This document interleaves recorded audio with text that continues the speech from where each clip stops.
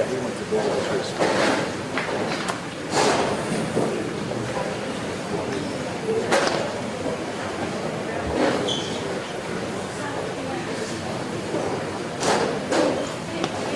If there are any pastors or other city staff, would you please come to the front? We're asking that you just please come front and center. We have reserved seats in the front. Any pastors and other city staff. Thank you.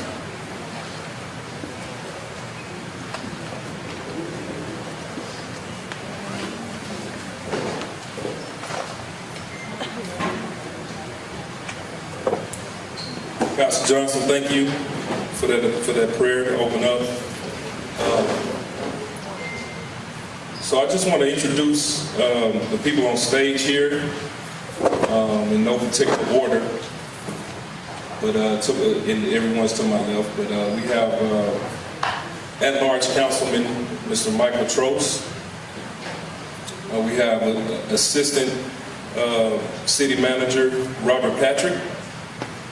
We have the Mayor, Mayor Payton, Patrick Payton.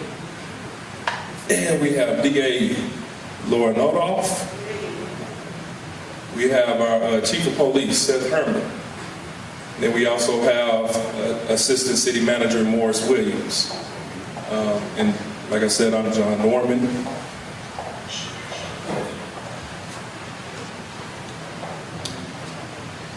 So tomorrow begins today. Let there be no question that the concerns of Black and brown communities are real. All across the nation, we see example after example of behavior that stokes fear, anxiety, outrage, and defensiveness about equal treatment under the law. As recent as this week, we've seen tragic, gut-wrenching, and fatal misuses of authority. Racial bias and prejudice exist. There's no tiptoeing around it. But where there is trust and mutual respect, communities thrive and feel safe. That's why releasing the videos of Mr. Anders' incident was so important to building that trust. But releasing the videos was only the first step. Our role here today is to help bring healing to our community and begin building a stronger relationship between the City of Midland and the residents of District 2. And not only the residents of District 2, but the entire City of Midland. By listening to and understanding the raw emotions surrounding the issues we see on TV and in our community, it is our hope that we can rebuild the relationships. Rebuild the relationships needed to ensure that situations like the Anders incident, or God forbid, even worse, don't happen in Midland.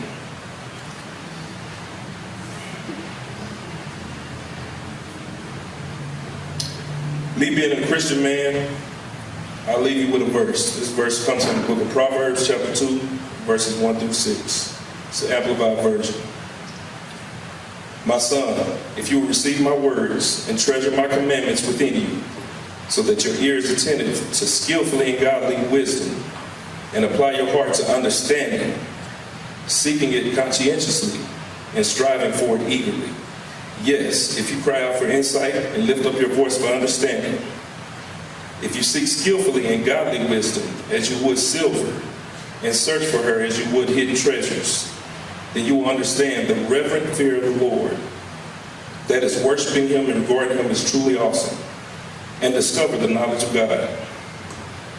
For the Lord gives skillfully and godly wisdom. From his mouth come knowledge and understanding. So we're going to begin, and before I introduce the moderator for this evening, I just want to stress. I know it's been a lot of things put out there, leading up to this event, and I want to stress that this particular event is not specifically about the Tye Anders case. Although we know it may come up because it is a situation that we're dealing with here, not only here in Midland, Texas, but around the country. We're dealing with situations like these. And so we just want to make that clear. But we are here to voice our opinions and our concerns. And us as city leaders, we're here to listen. We're here to listen to those concerns and listen not only to respond, but listen to understand. And I think we should be doing the same thing. We want to do, like the pastor said, things decent and in order. I want to emphasize that. There's a certain way of doing things, and we want to do it decent and in order. And I hope that y'all trust me that I will delegate that and push things forward like we need to do. Okay? So it will be a time for everyone to speak. I hope everyone saw the cards out front to ask their questions. If you have questions for any of these people on the panel, and then there were other cards if you have what we call experiences, life experiences. So with that being said, I'm going to turn it over to Ms. Shirley Howard, and she's going to be our moderator this evening, and assisting her will be Ms. Lynn Rogers. And I want everybody to give Ms. Shirley Howard a hand, if you would. Today is her birthday. Today is her birthday. She told me she was 29, but you know, I don't know. Good evening. Good evening, lights. Good evening. All right, then. I know y'all can do that. Again, I am Shirley Howard, and I'm going to be your moderator, mediator, whatever you want to call me on tonight. And you know I wear many hats in this community. However, it's a pleasure for Mr. Councilman Norman to ask me to do this. However, again, I appreciate him asking me to do this. But you know, it's my duty as a leader in this community to do it.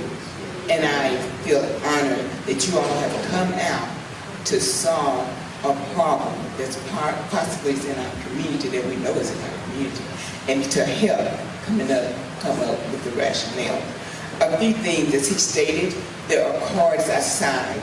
If you want to speak with the issue or something you've had encounter with the police department, you do need to get a card outside and put your name on it and say you want to speak. As well as that card should be a yellow piece of paper that is permanent, that you need to sign on and give it back to us because for the records and by the law. So, and on the other, we got two phases. The first phase is going to be questions to the panel, to the councilman, whomever. But please put on your question who you would like to answer it. Otherwise, Councilman Norman will be answering it. Okay, a few other things is the restroom out the door to your left. If you need to be excused, again, we ask everyone that is not media to please take a seat. I believe Fire Marshal is here as well, and we must obey the law, guys. So please take a seat if you're not media at this time.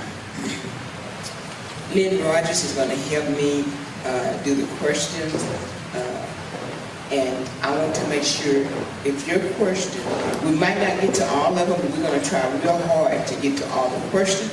However, when your question is read and the answer is provided, if it's not what you want to hear or you think that they didn't understand what you have written, please raise your hand and we will backtrack. Okay? Are there any questions at this time?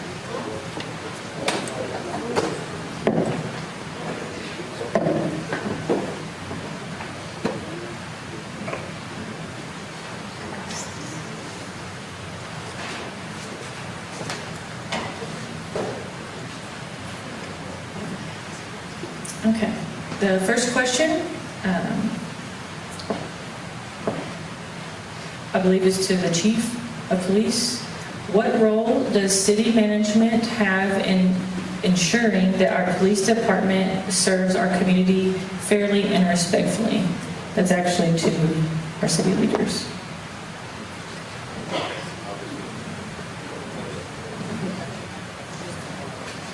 Okay, this is going to be answered by Morris Williams. Thank you. And our council members, thank you for being here. I think our entire city council is here for an evening meeting. So first and foremost, I thank you guys for coming out, Mayor and your council. Also, thank you to John Norman for hosting this meeting, and thank you, and pretty much repeating what he said, thank you for everybody that came out tonight for this important issue. What role do we have as management? And Robert and I at the table here, and then Courtney, our city manager. Our role is the police department is one of our departments that works for us, and we manage them. So when there is any type of incident or anything like that has any high caliber, it will come before us at some point. And our major job is to support them. That's number one. And we want to do that. And the way that we give them 100% support is by ensuring that they do the right thing. And I really believe in my heart that we have a chief of police that's sitting next to me, and his rank and file, that his deputy chiefs and his lieutenants that do a very good job of policing themselves.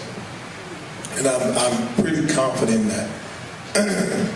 Since the incident almost 2 weeks ago, we've had numerous conversations with the chief and his rank and file, and how we do things, and ensuring that we do them the right way. So the answer to your question is, what role do we have? We are the oversight of the police department, and we ensure that the citizens, because we 100% support our police department, but we also, and I'll steal this one from you, Mayor Payton, we also 100% support our citizens as well. So we have a twofold job there. And the best way that I can in confidence make sure that all of you people all of us are taken care of in the community is by making sure that they do the right thing, and they take an oath to do that. That's the answer that I have. Thank you. Okay. This question is for Chief Herman. We see things going in the direction of the climate that places such as Minneapolis, Minnesota have been facing for some time now. We do not want to reach that point. I feel that we need to approach and address these situations with a different mentality, a change in paradigm, if you will.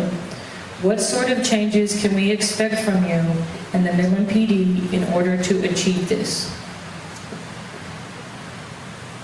The changes that I like to implement, and please understand, folks, I'm not going to tell you anything new that nobody hasn't already done, thought of, or discussed with you. Our goal is to reach out to our community, and not just certain segments of our community, but our entire community. And I apologize because we've been kind of short-handed the last couple of years, 40 to 50 officers down at a time. So we've had to take people from those community relations positions, and we haven't been able to devote as much time to reaching out to everyone and just having conversations. But we're trying to bring those numbers up so that we do have that time, rather than our law enforcement duties, but our community action duties. To me, this is about dialogue, just like today, folks. We can be mad about things, but if we don't discuss them, they aren't fixed. And this is not a problem of me or you, it's an us. We have to come together as a community, as a people, and understand that we are all from Midland. We're not black, we're not white, we're not Hispanic, we're not male, female. The demographic doesn't matter. We are Midlanders. And I can tell you 100%, what happened in Minneapolis is an atrocity. You're not going to find an officer, and let's just touch upon that. You're not going to find an officer with the Midland Police Department who does not look at that with the sheer disdain and disgust and anger. Because those actions reflect on my personnel, on me. I didn't choose this profession to overpower people or to be over people or to be cruel to people or to harm people. Just like the men and women who serve this department. We did this profession, we got into this profession, this calling, to help people.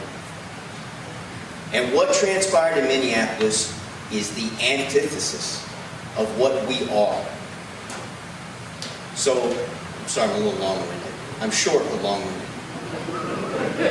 In answer to your question, my goal and the goal of our department is to open this dialogue, and not just once, not just for this event, not just for a follow-up event, but daily, weekly, monthly, whatever it takes, so that your fears, your concerns, your angers are discussed with us before they become so big then that it can't be resolved, that it's just a yelling match. Does that answer your question? I think you did a great job answering it. The next question is also for Chief Herman. Is it the policy or practice of the Midland Police Department to place 2 arrested persons in the back of the same squad car, even if opposite gender? If so, why? That's dependent on situations. As long as people are monitoring those individuals and it's not for an extended period of time, and if they're connected in some way, familial or friendship, and there's not a concern for some kind of assault of that nature, then there's no violation of policy. Now, once it goes beyond a certain point, or when we're unable to post somebody to monitor them throughout the entire event, then yes, obviously we would separate them, especially if obviously if they don't know each other, yes, undoubtedly. But for their safety, as long as we're monitoring them, again, there's a familial tie, we don't have a concern of assault one on the other, then yes, we will do that periodically. What specifically is being done at MPD to ensure racial profiling is not tolerated? And this is mandated by the government as well. Every year, there's a racial profiling report that is conducted by a third-party entity. And it's actually a professor from the University of North Texas who's doing ours. And that information is made public as well as submitted to the City Council for review, and it's discussed. This happens on a yearly basis, but beyond that, internally, what we've done is on top of the government regulations that require us to notate every traffic contact, every proactive enforcement traffic contact with our citizens, there has to be a notation that's logged, categorized, and maintained that shows the race, ethnicity, gender, if there's a violation, what the outcome of the stop was, a number of different facets that we maintain, and that is reported not only to the government, both state and federal, but also to our moderator at UNT, who compiles that information and evaluates it, basically to ensure that we are not negatively impacting our community by using unnecessary bias against our citizens. Now, in addition to that, you're going to get tired of hearing this. My wife does. We also independently monitor our personnel. And when I say that, our first-line supervisors, our sergeants, daily review hours upon hours of video from traffic stops. They ride with their personnel to monitor their activities. They review their reports. And we do periodic training based specifically on police ethics and racial profiling and bias. So there's multiple facets to this and multiple layers to us ensuring that we are not violating our ethics by unfairly treating our citizens through bias.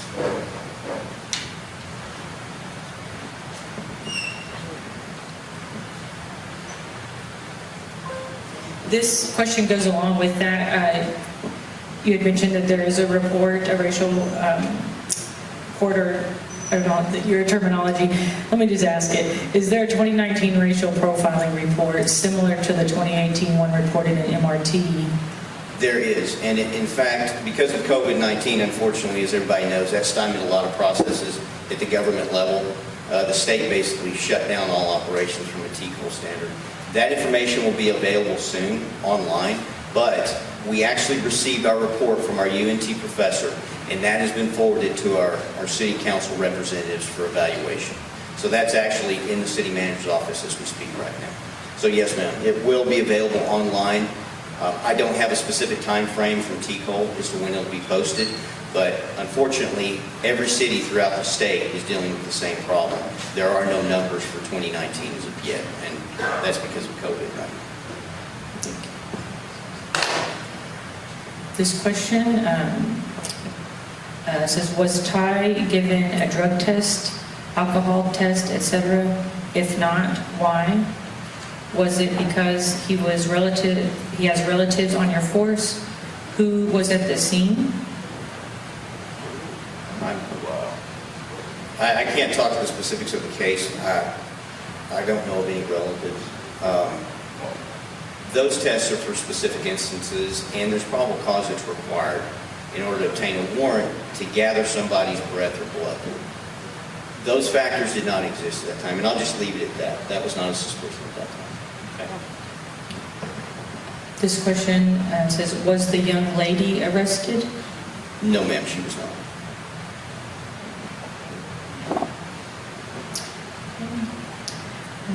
This question, why did the most current situation receive more publicity and attention from the City of Midland MPD compared to the Hispanic woman beaten near La Mission and the minor kicked in the chest on Florida?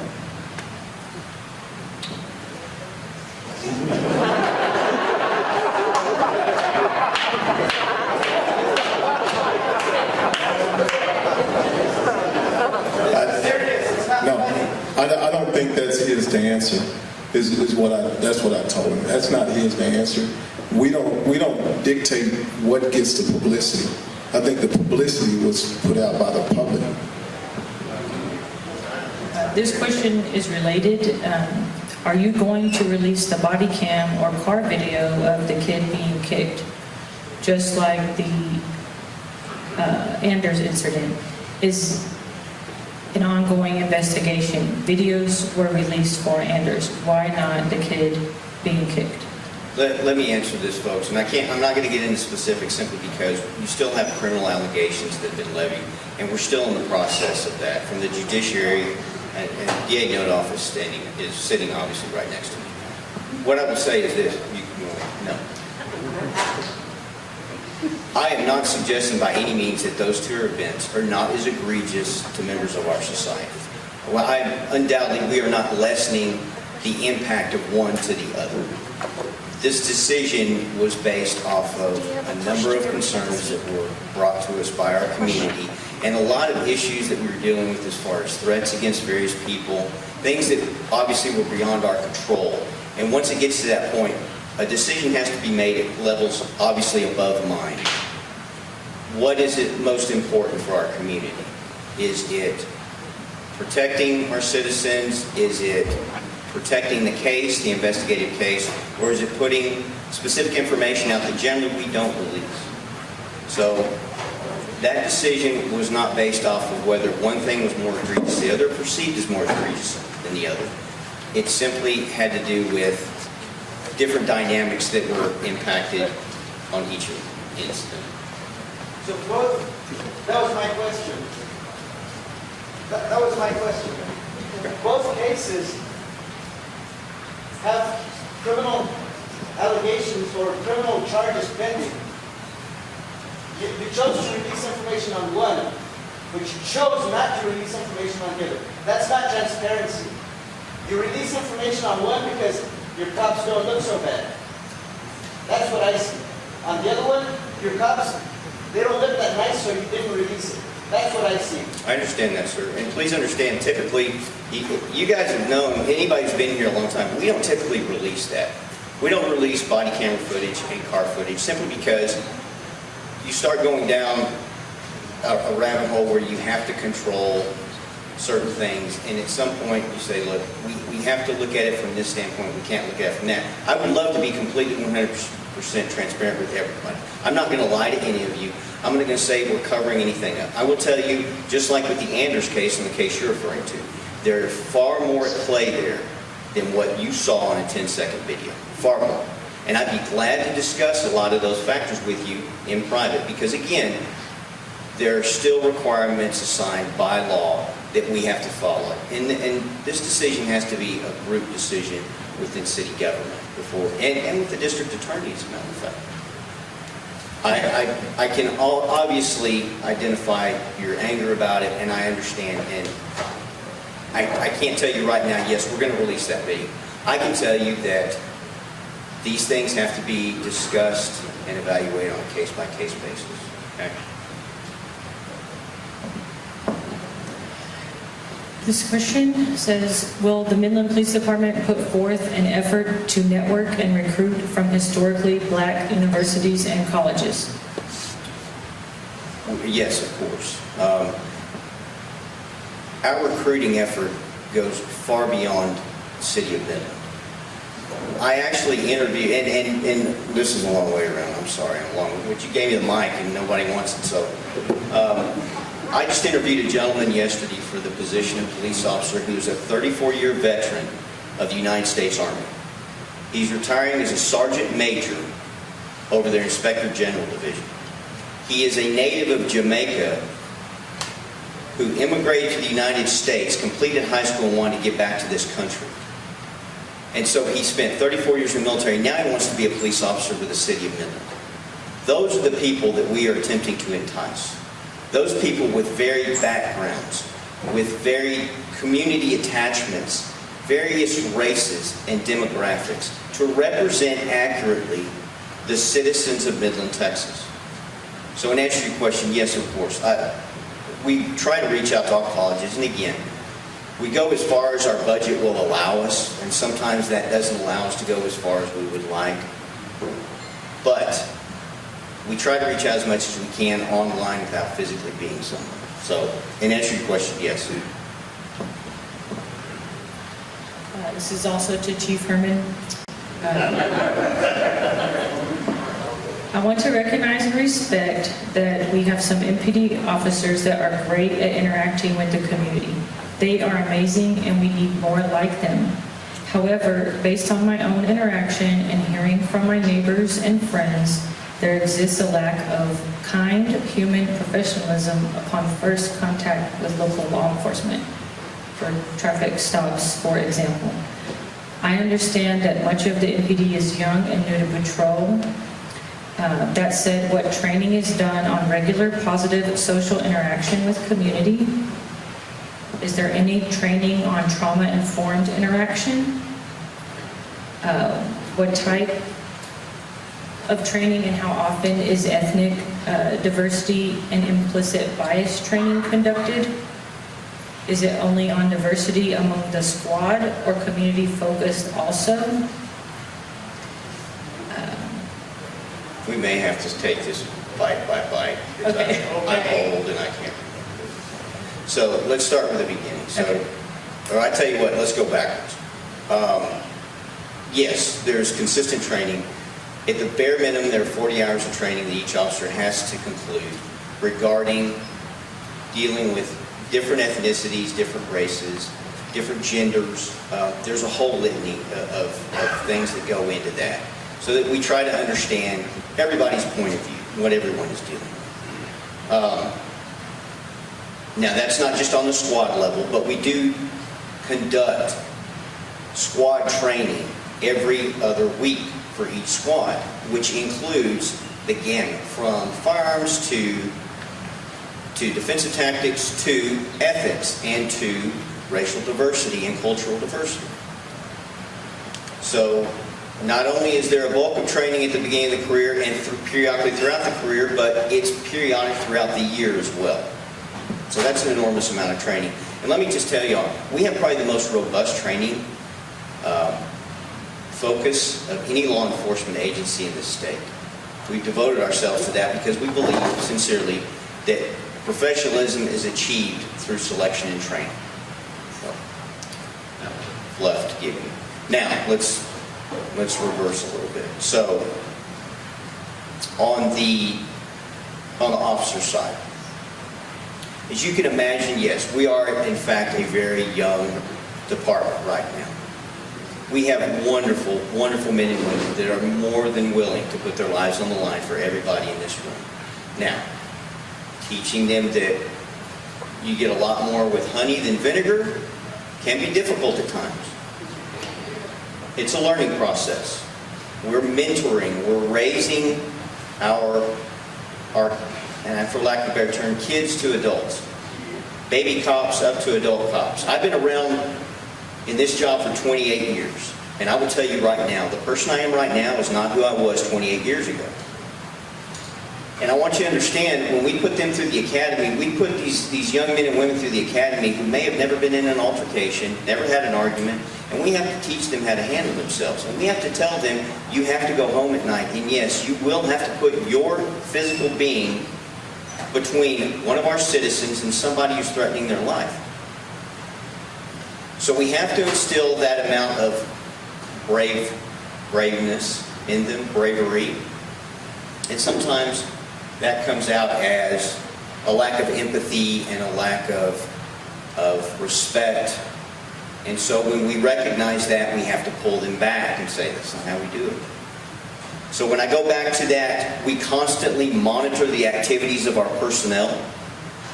This falls in line with that. These sergeants watch these videos and they critique and they bring those officers in, they have those one-on-one conversations to try and correct these deficiencies, which is nothing but growing pains, to be honest with you. Now, there are many more questions that I can't remember, so if you could repeat them. Yes, I can. Unless somebody else would like to answer. Okay, go ahead. One said, is there any training on trauma-informed interaction?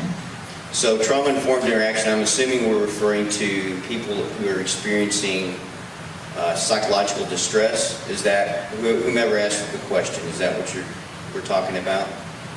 Yes.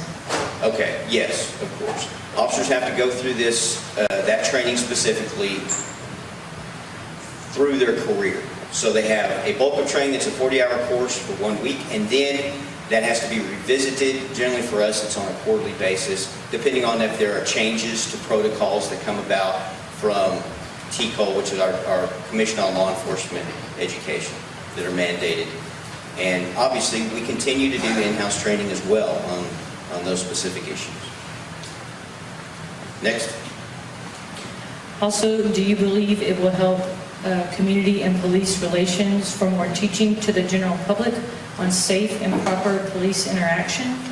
What are your ideas, and are you open to others on how we can accomplish improved training and understanding to make a safer city for all people and strive toward a more perfect union? Okay, that's a lot. So, is there training regarding community involvement with the police? Yes, there is. Our officers have to go through it. In fact, it was initiated by the Sandra Bland Act. Does everybody recall the Sandra Bland incident with the DPS arrest of the young lady? Okay. So that led to courses devoted exclusively to the interaction of public with community, community with police. That has been extended into our schools. So now we have officers who go out into the schools to teach children about interacting with the police. And I think that helps. I think that, of course, the biggest thing is to try and express to them that we're here to help and we're not here to scare you and hurt you. But on top of that is, okay, here's the deal. When you get pulled over, don't start reaching under your seat because that makes us nervous. Don't start digging around in the glove compartment because that makes us nervous. We don't know you and we don't know what you're doing, and unfortunately we've had officers killed in those instances. So it's things that most people don't think about. If I walk up to your car and you're looking for your insurance, you're thinking, I got to find my insurance, and I'm thinking, oh, is that a gun that's coming out? So it's things that most people don't think about, so we try to put you in our mind frame and say, these are the things that we ask you to do to make our contact much more pleasant. So, yes.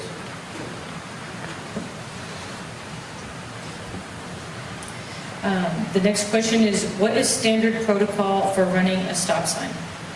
Okay. Do you guys really need to be up here? Would y'all like to go sit down? Okay. When someone runs a stop sign, we initiate a traffic stop. Now, it depends on the environment, number one, as to how long it takes us to actually become close enough to the vehicle to initiate our lights, which, for those of you who don't know, let's go ahead and get into this. There are 4 ways that our in-car camera systems initiate, okay? One is we turn on our lights and the camera comes on automatically. 2 is the officer has to manually turn the camera on, which is stationed below the visor. Number 3 is they're involved in a traffic accident. And number 4 is if their patrol vehicle reaches a certain speed, then the camera automatically comes on. And the purpose of that, unfortunately, is so that we can monitor the activities of our personnel, kind of a big brother thing. If you're going too fast, we need to know it. So the protocols are, and again, a lot of this is very fluid because nothing is always the same. If I'm behind you at a traffic stoplight or a stop sign, and you run it, it's pretty easy for me to get there quick enough and make contact with you immediately following that infraction. But if I see this from a distance, and then I try to move my way through whatever, whether it be traffic or neighborhoods to get to you, well then we've got more of a delay. And so, in order to prevent the instigation of a pursuit, which is a huge concern for us because it places you in danger, we try to get as close to that violator vehicle as possible before we turn the lights on and initiate the traffic stop. In addition to that, it depends on the location. If we're on the highway, we're going to try to find a safe spot for you to pull over. Or on a major thoroughfare, or whatever the case may be, for your safety as well. That answer? Yes. I'm going to ask all the questions as advisory. We're going to ask all of them as that we can, but as the advisory committee, we take very seriously making sure everyone's questions are asked and represented, even if they may have answered them. So this is the question: why wasn't the stop recorded for this? Why wasn't the running the stop sign recorded? Again, that goes back to. Somebody say something. That goes back to the time delay between the point of the infraction and when the officer could actually move close enough to the vehicle to initiate the stop. Unfortunately, I know in a perfect world it seems though these things happen very quickly, but unfortunately they don't. And these things are fluid. So the officer is at a distance, at an oblique angle, sees the infraction. Even if he had turned his lights on at that moment, the camera wasn't pointing towards that infraction. So that's one point. But the other point is it took time for that officer to get behind the violator vehicle before they could turn their lights on. So it's just a matter of environment, folks. I remember there was more community outreach by the MPD. Are we still doing that? And what type of outreach does MPD do? I'm afraid, folks, I have to go back to, we used to have a very robust community relations unit. In fact, I think Larry Woodruff's here tonight. He was integral in that unit. And we had 4 people in that unit who could reach out and be available to provide community presentations, answer questions regarding your home security, all those things. We're down to 1 person now.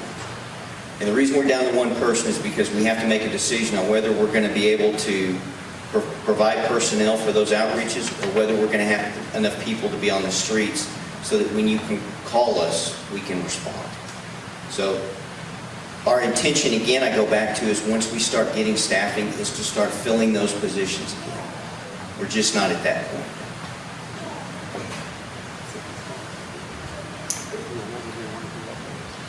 It says, why doesn't police officers ask questions when they arrive to situations at hand instead of jumping to conclusions and throwing authority around?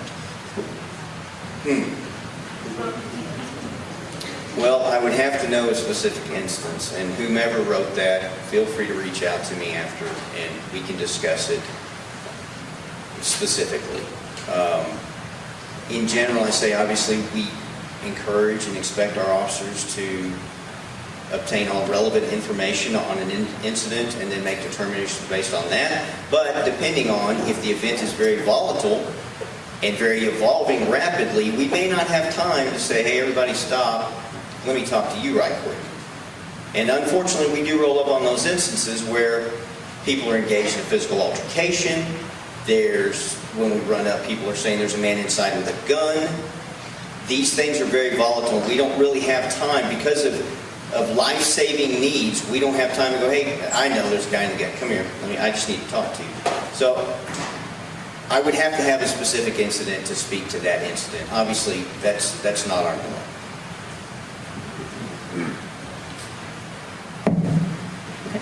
This question is for Mayor Payton. I bet I give it back to you here in just a minute. Please show me grace. I'm learning and I'm just the messenger, please. So I sent you an email requesting you watch the documentary called The 13th to get insight into Black experiences as to the criminal justice system from a historical perspective. Councilman Norman emailed me back saying he had seen it and found it would be a benefit for all to watch. I did not hear back from you. Have you had an opportunity to watch it? And if not, why not? I haven't watched it yet because I haven't taken the time to watch it just yet. That's the simple answer to that. And I can make a commitment to you to watch that. I don't think I have a lot of requests from people right now for me to watch a lot of things and to read a lot of things, and probably every single day, especially over the last week and before. So I haven't watched it yet. Does the city or county have an accountability committee that consists of a diverse, and by diverse I mean people of color, Hispanic, Black, Burmese, white, etc., women, men, young to veterans?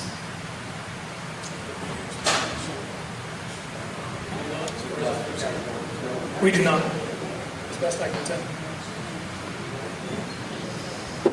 I'll answer that one.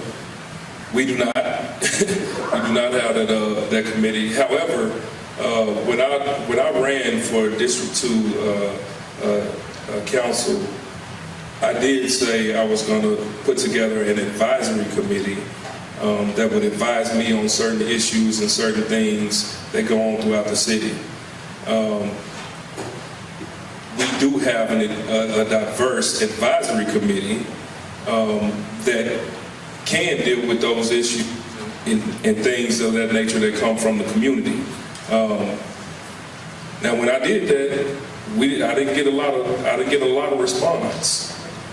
I didn't get a lot of people that wanted to be a part of that advisory committee. And I understand people have things that they want to do and everything, but it is a diverse committee, and we'll be welcoming more members to that committee if you would like. And I think through that advisory committee, it could be a lot of accountability held within that committee as well. And that committee is made up of members of our community. I wanted to keep it, because I represent District 2, I want to keep it strictly with constituents from District 2. So that's an answer to that question. The advisory committee is something that we could use to get in there and express our concerns and things of that nature. This one is in a similar field. So how do you get on this committee? I mean, you have to be on this committee because it's not just happening in the city. Yeah. I understand that all have to be Hispanic or Black, but Hispanic and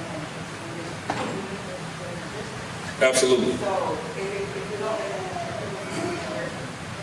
Absolutely. So, yes, that's correct. And on my committee, it's only strictly for District 2 residents because it's directed towards issues and things that go on in District 2. Now, if someone else wants to provide another committee or, get other committees to direct, to handle these issues that we're having throughout the city, then people are more than welcome to do so. so why can't you unite as a whole problem? I'm not dividing because like I said, my committee is very diverse. We have Hispanics, we have Caucasians, and we have Black people on the committee. So my committee is not divided. But it is directed towards District 2. Just like we have a division of different districts in Midland, District 2 has that advisory committee. Well, then I guess I'll refer that to the mayor. Okay. Why don't we have a committee that has the mayor? You know, because we're everywhere. We're not just in the south side, we're not just in the east side, we're everywhere. Right. And so why don't we have one committee where somebody can come together? Because right now, we think we should. It's not what we should do, it's the majority party. And that's what we're going to do. And we have to take the fact that there's different cultures here. And you have to understand the culture. I mean, how many of you have a city that are minority? I've been in the African and my city department. And so I think if we don't start, you know, coming and saying, okay, this is how you do this is how you do that, we need to understand each other and how to run. So why is there one thing that we need to do where everybody is there? I know that we can maybe, but we can say, okay, well, you know, Mr. Norman is going to have all this great, you know, you're going to have a nerd, you're large and all that, but why can't we do something like that? Because I think we really have a total impact we're having right now. It's a good question, and let me tell you one of the things we discussed when we were talking about having these meetings, having these town halls, was we very simply said, listen, we're not just going to have one town hall so everybody feels like we had one day where we listen, and then we're going to move on. And one of the reasons we have town halls is to listen to ideas just like that. To be quite frank and to be quite blunt about it, I haven't thought about an advisory committee for the city. So I can sit here and say, man, we just haven't gotten around to that yet. I think we haven't even thought about it yet. There are multiple things we haven't thought about yet, related to how we become a better city, how we become a better city relationally, how we become relationally diverse and caring and as concerned about one another as we are for what's below the ground, above the ground, and how we behave. So it is a good idea. It's an idea that we can all take. And as I shared with Councilman Norman, when we leave something like this and we make notes and we say, we need to consider how we put a commission together, that Councilman Norman has shown us an example of. And so the answer to why isn't there is quite simple. We haven't thought about it. The answer to, can we do that someday later? Absolutely. Should you hold us accountable to that? Absolutely. That's why we have the town halls. Not because we're trying to placate a constituency, but because we're trying to find out what we don't know and how we can help with what we don't know.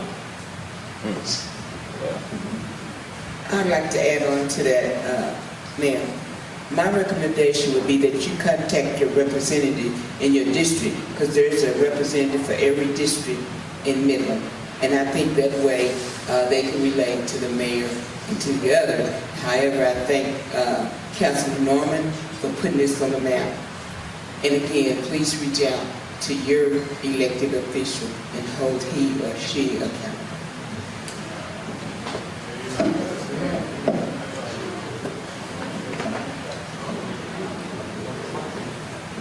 And by the way, I do need to say, some of you have sent us suggested cards. If we don't read it, then you need to go to the mic, because now we're doing the questions that's addressed to the ones that's up here. So we're not ignoring you, but please make sure you remember we're only doing questions. The stories or whatever next will come up, and you're welcome to go to the mic and ask, give you what has happened to you or your experience with law enforcement, and we will call on that shortly.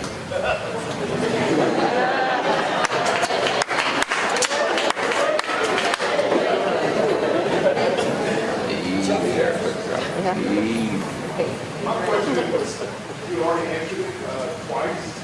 You said that the reason why sort of community outreach wasn't really happening so much with communities is because it's not funding for officers to be able to fulfill those roles.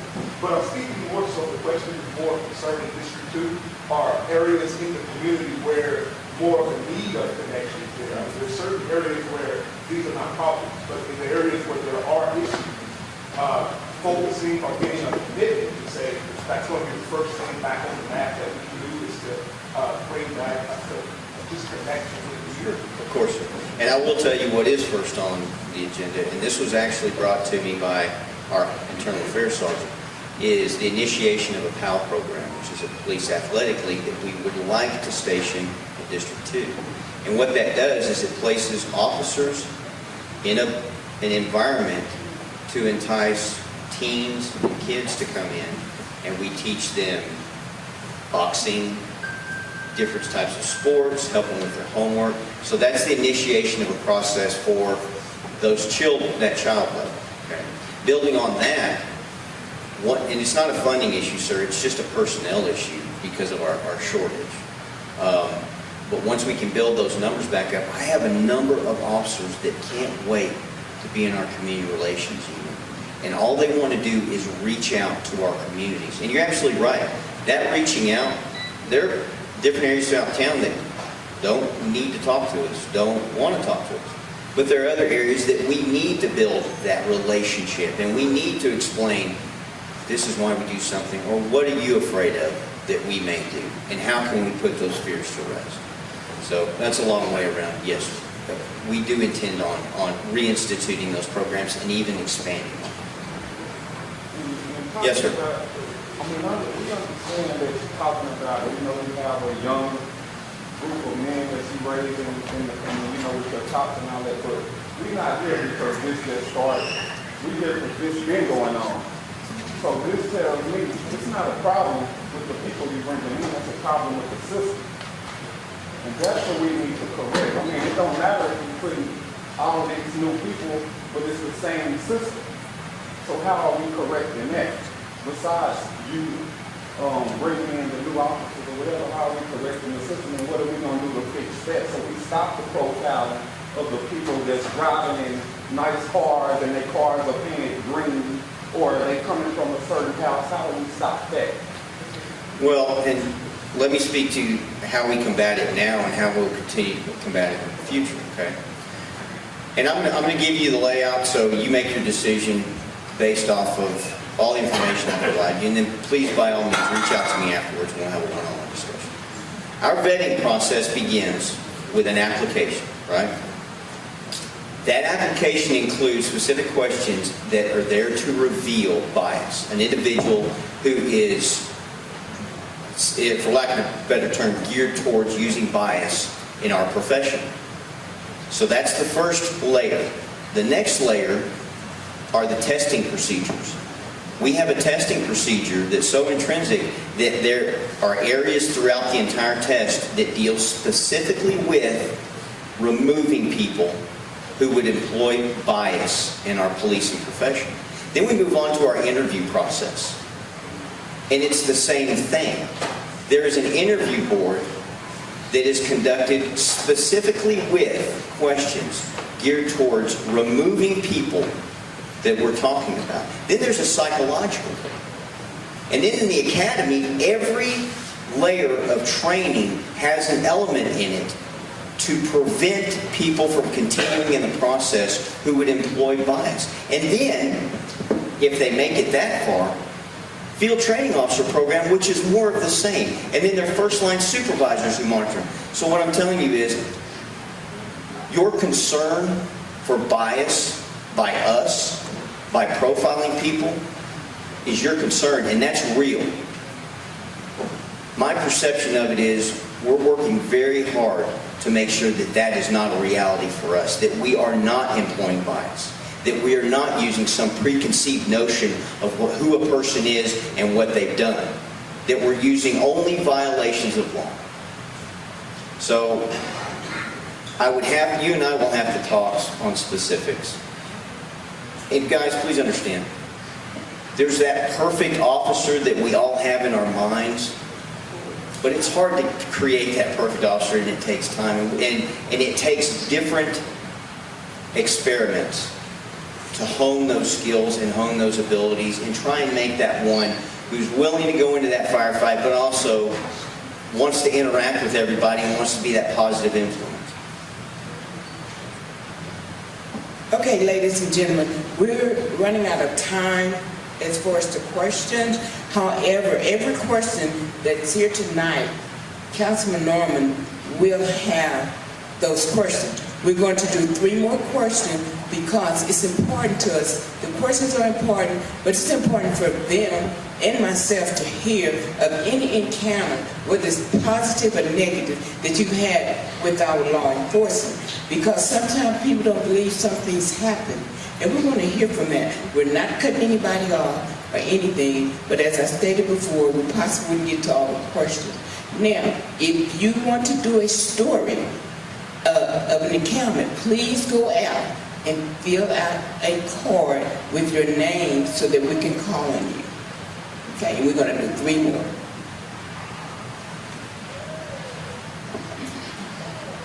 Thank you. Thank you for letting me come up here and ask some of the final questions, give Lynn Rogers a break. I'm Adrian Urquidy, and ran for City Council District 2, if y'all didn't know. Wish we would have had this many people during our debate.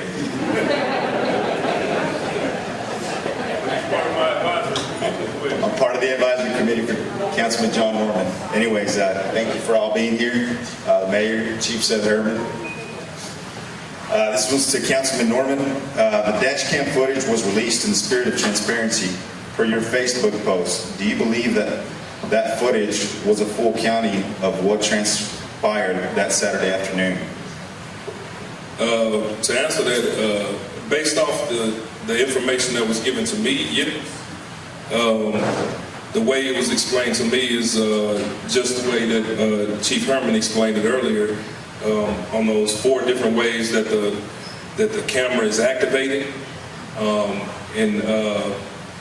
but I don't know if I remember you hearing Chief Herman that so when the lights are turned on, the camera is activated, but I do know I was told that it loops back 30 seconds, so we won't have a continuous recording of any video or whatnot. So when the lights are turned on, then it loops back 30 seconds and then starts recording and saving the recording. And the other 3 that I don't remember, if they're in an accident, then it loops back 30 seconds and starts recording. So based off of that information and the tape and the tapes that were released, and I want to add that I also fought for the entire tape to be released. Because I mean, quite frankly, I know my people, and I know we're gonna be like, hey man, this is chopped up, this chopped up, what's going on? So I pushed for the entire tape to be released, and as far as my knowledge, that is the full tape. Okay. This one's to DA Laura Nodoff.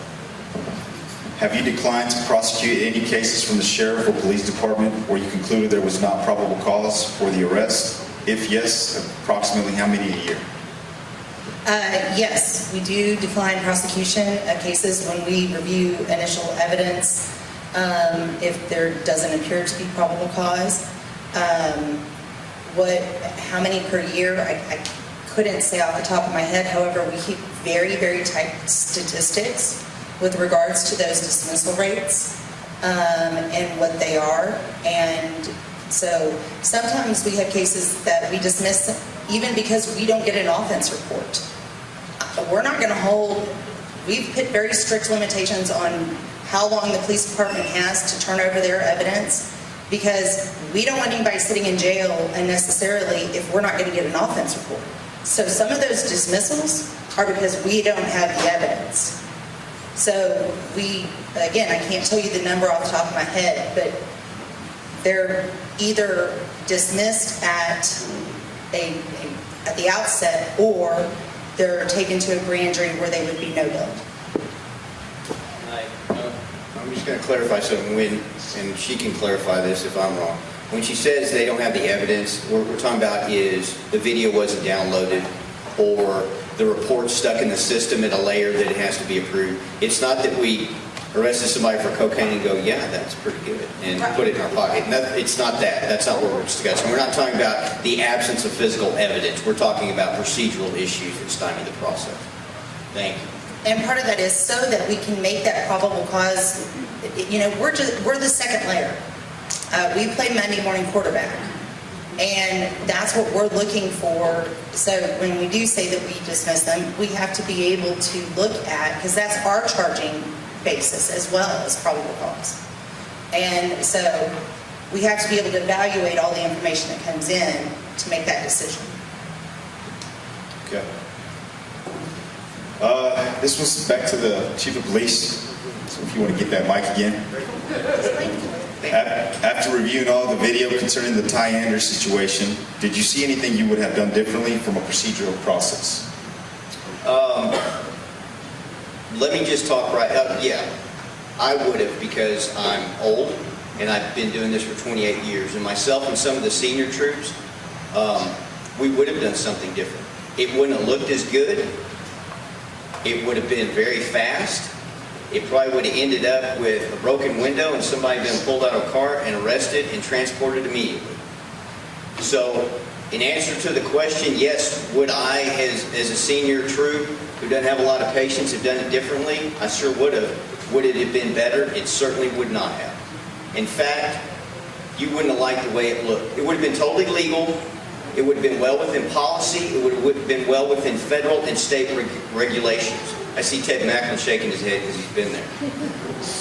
But it would not have looked as professional as the men and women who were there that day who showed extreme patience.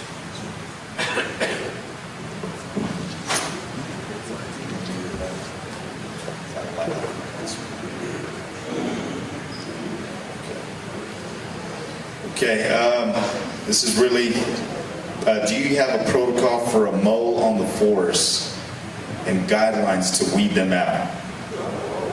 A mole. Assume we're referring to a spy? Are we talking about communism? That's my question right there. Okay, what are we referring to? You realize that you have somebody on the board that's going to be a problem. You have a protocol to get them out of the way. Okay, so not a spy, but somebody who's a problem, who's an issue. Yes, we do. And let me start off by saying this, and I'm not real proud of it, but I'm going to tell you, we fired 14 people in the last 2 years. 2 of them we arrested ourselves before we fired them. We have a very robust internal investigation system. When we see a problem, when somebody does one thing, we evaluate it, we investigate it, we make a determination. If they get to stay working with us because it's not egregious, it's a mistake, we continue to monitor them. Now, when I say a mistake, I mean a procedural mistake. Let's say they fail to fill out a form a certain way or something to that extent. But we continue to monitor that person or those people. And within our internal reporting system, it tracks every infraction. And when we see a pattern, then we have to bring ourselves together as a team, as a staff, and say, okay, this is an issue. We're seeing an issue. Do we terminate them? Is it something that can be corrected through training? Or is this something inherently wrong that we need to go beyond that and turn this over to the district attorney for further investigation and take us out of that loop? Okay, I want to ask you this question. A couple of weeks ago, I was pulled over, just like Mr. Anders was pulled over. I didn't see the lights, but the officer, she did her job. When she turned her lights on and I didn't pull over, she sounded her siren. That's when I recognized her, so I immediately pulled over. That was not done. What happened next? Well, that should be number 5 in the protocol. I'll tell you right now, in this specific incident you're referring to with Mr. Anders, he knew that the officer was behind him because he told him on the way to jail that he knew he was behind him. I'm sorry. That got too specific. I apologize. The officer was close enough and obviously believed that the individual knew that he was present. Now, if you're asking me if there's an established protocol, you do this, then you do that when it comes to a traffic stop, they're fluid enough that a lot of those determinations have to be left to the officer. Okay? Does that answer your question, sir? Yeah. Okay. She did her job. I didn't see her lights. Sure. And that happens. That happens. Sounded the siren. Okay, sir, excuse me, but we'll come. We do have the mic for those who want to express, not being rude, but let's stay a timely manner. However, Lord Nordoff, another question. Why do you give stiffer sentences to the black man and woman than you do others? We don't. And I will be happy. I have reports that we have run that show that we are equally across the races the same, within 1 or 2 percentages, the same number are going to prison, the same number are getting probation, the same number are getting deferred. And if you want to come down and look at the entire sheet and all of the prosecutions and what the outcome was, I will be more than happy to sit down and show you what those outcomes are. Because one thing that I talk about in my office and the staff of my office knows is that I will not tolerate anybody who makes a plea offer based off of an individual's race. In fact, I had a prosecutor who was posting racially motivated comments online on a forum, and I fired him within hours of finding out because I won't tolerate it. Because there is no place for that to be a factor when the case comes over. We have to, and the thing is, it's a changing of a mindset. There are a lot of people who came up through prosecution of just everybody goes to prison and working very hard to train individuals that that's not what you should do. You need to look at the circumstances of the offense. You look at the history, and you take into consideration information brought to you from the defense attorney, which may be something that we don't know, and I'm never going to know that they came from in a home where they were abused, and it could play a factor into it. But the one thing we don't look at is what the races of the defendant when we make our offers, because that's not justice, and justice shouldn't fit in a box. It should be determined on a case-by-case basis.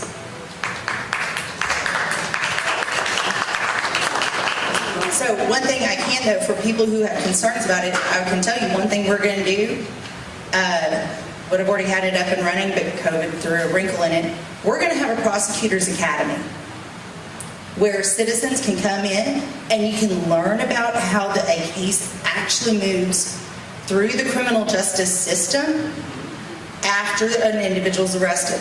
We have procedures, we have ready to go, but literally COVID hit, and we want to make it short, and we're also going to make it where you can watch it online. Because it helps for you to understand the process. That is, it's not a plug and play. You have to understand all the different steps that go through the process, and those are not only things that I believe are a benefit for the general community, but I believe it's also if you have a case that's pending or a relative, you have a greater understanding of what happens as you move down the road. Thank you for that. One other question, Lori. Why is it that you threaten the black man with the longest sentence if he comes back into your courtroom? I absolutely have no clue what that is. I have no reason to threaten somebody. We have situations where we stand before a judge and say what our plea offer is, and that if we proceed forward, then we will revoke the plea offer, and based on their criminal history, they could be enhanced. And we will say that on the record. We say that on the record so that the defendant knows what they're facing in the event that they go to trial. Because there are some defendants who don't realize that we may be offering you drug court probation. And if you don't take drug court probation, then what you're facing is potentially 25 years to life because you have 2 prior felony convictions. So we may put that on the record so that they understand the opportunity that's trying to be afforded to them. And if it's coming across as a threat, that's the intention is I don't want somebody to move forward who then 5 years later into a prison sentence says, nobody told me exactly what was going to happen if I went to trial. Okay, Bill, thank you. Amy, did you get all the forms that you needed in reference to the questions? Okay, thank you all for taking care of that. However, with time, but for about 2 minutes, I'm going to allow anybody in here to get up and fluff your pillows and kind of get yourself back together. And I know they're kind of tired, so let's give them a few seconds just to kind of fluff their pillows, and then we're going to come to the phase 2 of this.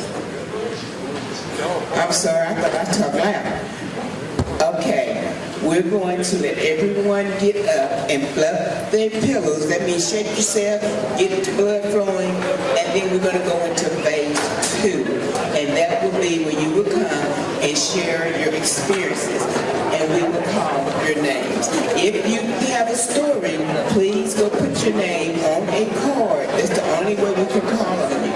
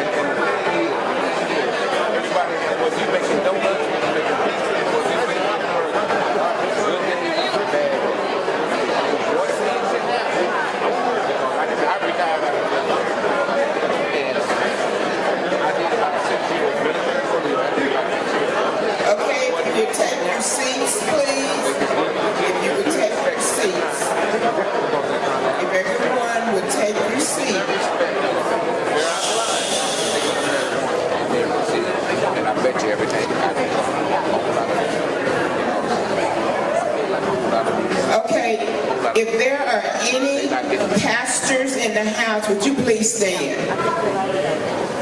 Any pastors, missionaries, evangelists, men of the cloth, however way you want to take it, are they in the house? This kind of way, but I do not want to be disrespectful and not recognized. Are there any other clubs, organizations, leaders, ad hoc committee members? Any of you, all of you, please stand. And I'm asking you to do this because I've had people tell me, where can they get the help? Who can help them? So now I want them to see, we have our ministers, we have clubs and organizations, you got your ad hoc committee, you got your committee, the advisory committee, are they in the House, District 2 advisory committee people, are you in the House, kind of wave your hand. And that is what Councilman John Norman has said he would put together, and he did exactly that.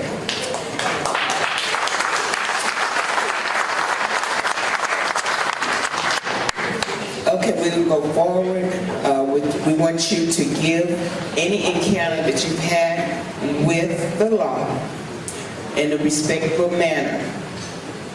And make sure that we don't be derogatory, whatever it takes for you to get your point over, please state it. And I want to say to you, as one of your leaders, if you tell your story and you feel like you're being harassed or treated unfairly, please reach out to Councilman Norman, if not him, some of these other leaders that you saw stand a while ago, so that we can address it. A closed mouth never gets fed. If you don't tell us, we won't know. And if you don't go file a complaint, hear me, if you don't go file a complaint with the chief or whomever that they have in internal affairs, then we can't help you. All we can do is listen, because we cannot move forward without your permission, and your permission is that you went and you filed a complaint. Okay? So we're going to move forward with the first one.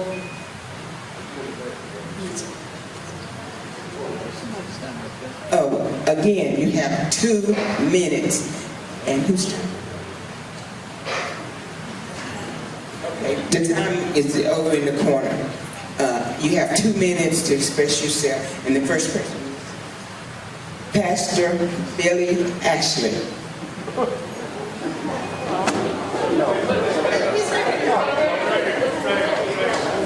Okay, he's gone. He's left. The next.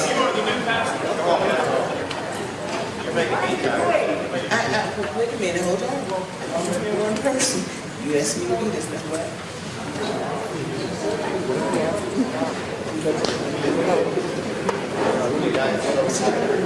Joseph Norman? Yes. My name is Joseph Norman.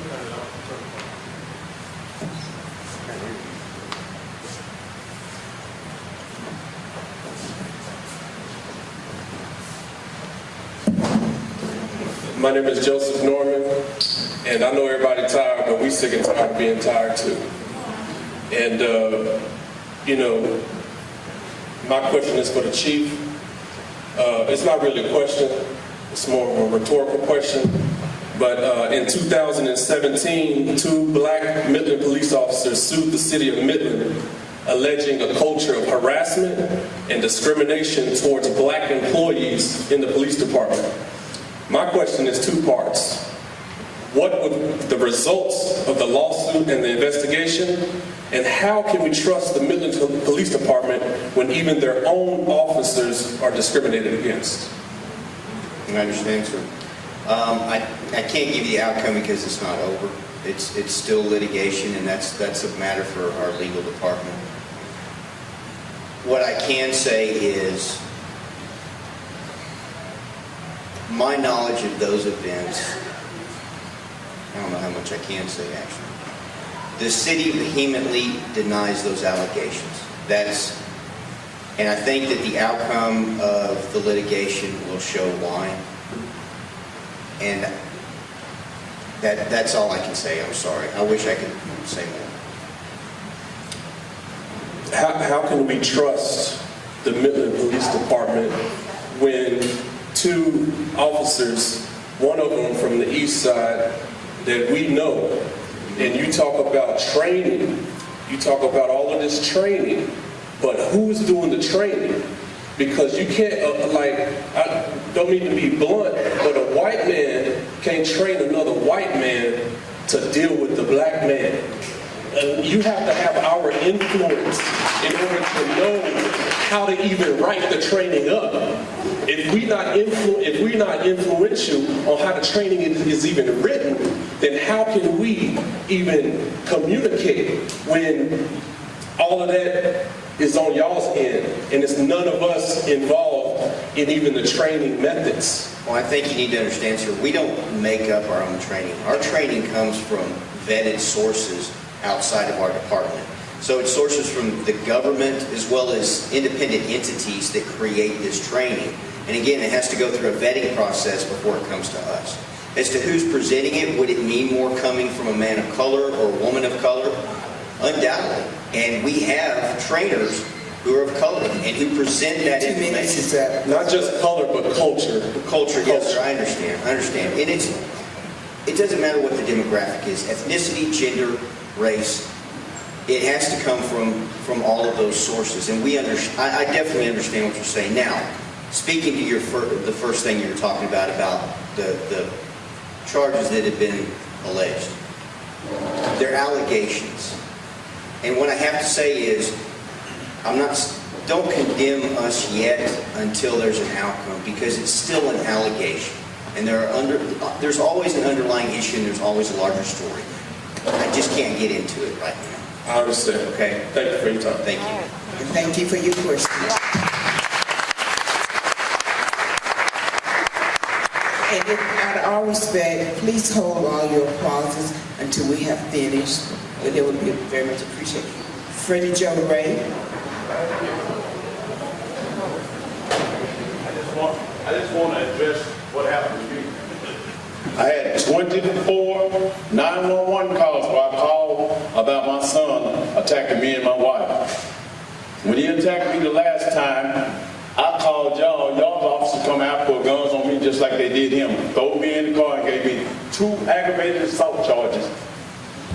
Cost me $22,000. Then they finally came aboard and made a deal after I went to Lubbock and got the best lawyer in West Texas to represent me. And they dropped it they enhanced me twice, 25 to life, twice, for defending my own home, at home.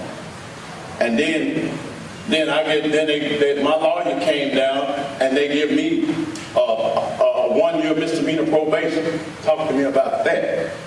Well, I can't because You can't. specifics. Let's be respectful, please. I'm very respectful, but I didn't spend $22,000. And they wouldn't even let me file charges when he jumped on me. And then when my lawyer came down and pulled the 21 911 call, they ain't got nothing to say about that. But they had me at gunpoint just like they had this young man. I'm still not understanding. I'm still not. Thank you for sharing.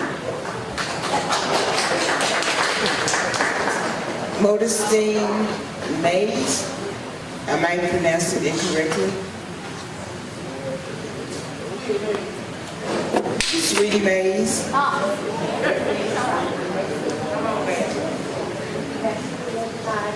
name is Modestine Mays.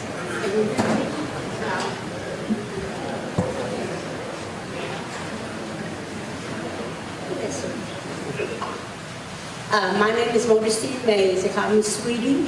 And I am 77 years old now. But if the incident that I had with the police, I'm sure it was all my fault. But anyway, I was 63 or 4 years old. But now I'm 77. And the thing happened to me. It was, so many years ago, I know trouble don't last always. Praise God for deliverance. But 39 years I did the jail ministry downtown. And I worked and did that. And then this incident happened to me when I wasn't feeling very well, and I'm a bad diabetic. But I was on my way home, and I don't know if I went through a stop sign or what, but the man must have put everything on because he sounded his thing. You know, you can hear whatever the thing is. Okay, well, he sounded it. And I was a block from my house when he did this. So I drove up in my driveway. And when I drove up in my driveway, I had my granddaughter in the car with me too. So we were getting out, and the police already got out and told me to get on out, and I did. So I went to go towards him out that way, and he kind of jacked me. You know, I guess we were going to fight, because I was fighting. Because I had 3 policemen on me and a woman too. And in the meantime, as we were doing all of this, I got thrown on the ground. And all I can remember was somebody was with their foot on the back of me, lying on the ground. And I know people saw it and saw the disturbance and what was going on. But in the meantime, when they did get me up, to go take me on to the police station, to be whatever they had to do. So anyway, my time's up. Keep going, man. Please, keep going. Okay, but anyway, I went on, and in the meantime, they did my car funny. They wrecked my car on the inside and outside and did all that. And they said I had drugs on me, but I didn't have any drugs. But anyway, they took me on to the police station. In the meantime, they told me that my car had to get taken to the lot up yonder, wherever it goes. Where they take your car to the pound or something. Wherever, but it went there. And they did the same thing there. But anyway, I spent all night in the jailhouse. And I wasn't feeling very good and didn't talk much. And I think one man that there was telling me, said, that lady goes to the jail ministry all the time. I could hear him talking. But I said, God, somebody knows me up here, so that's a blessing. But anyway, as it went on, that next one, I didn't get out. They had to call my little pastor, I think, that night, and about 1:30 or 2, and tell him, one of your members in jail, sweetie. So anyway, I didn't get out of jail until Sunday afternoon. And my brother, who's dead gone now, had to get me a bondsman. And that bondsman, whoever that was, he paid so much money down to get a bond on me. And then they let me out. But in the meantime, I had to do all of this. And still my car was in jeopardy too, and had to pay money for all of that. But in the meantime, the cuts kind of hurt me. I had to have a rotary cut done in my right arm. I wasn't going to be able to use it. They told me, and I'm a beautician, and that's my living. But anyway, I did that, got that surgery done right after I got out the thing, and was off for 8 weeks. And I just praise the Lord for all of it, because I don't know anything about that. I can't even tell you the doctor's names that I did. But anyway, when they did my surgery, after they did my surgery, I can lift that hand. But I praise God for that too.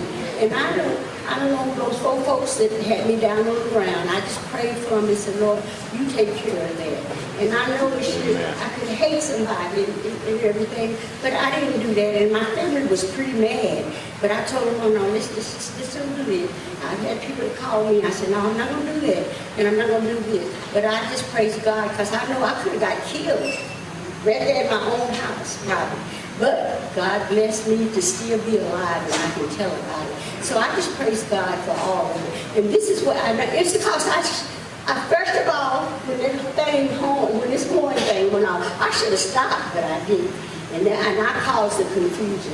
But I still praise God that it still all worked out. I'm not mad, but I know I went through it. I'm the one who went through it, so I praise God for blessing me to come out. So God bless you.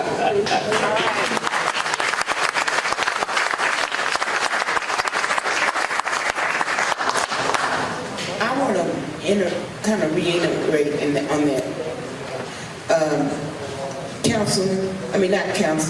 Chief, is there anything in your policy and your training that your officers go through to identify individuals that might be having a health issue, acting erratically or whatever, especially with a diabetic? I'm listening to, because why? I'm a diabetic. They stop me, ain't know what happened. Anyway, is there a place in your policy that they are aware of how to handle senior citizen, handicap, or disabled? Yes, ma'am. There's specific training centering on identifying people who are in distress, medical distress. I obviously have not heard of your incident, ma'am, but I would love for you and I to talk. I'm very concerned about what you said, obviously. I'm sure everybody is.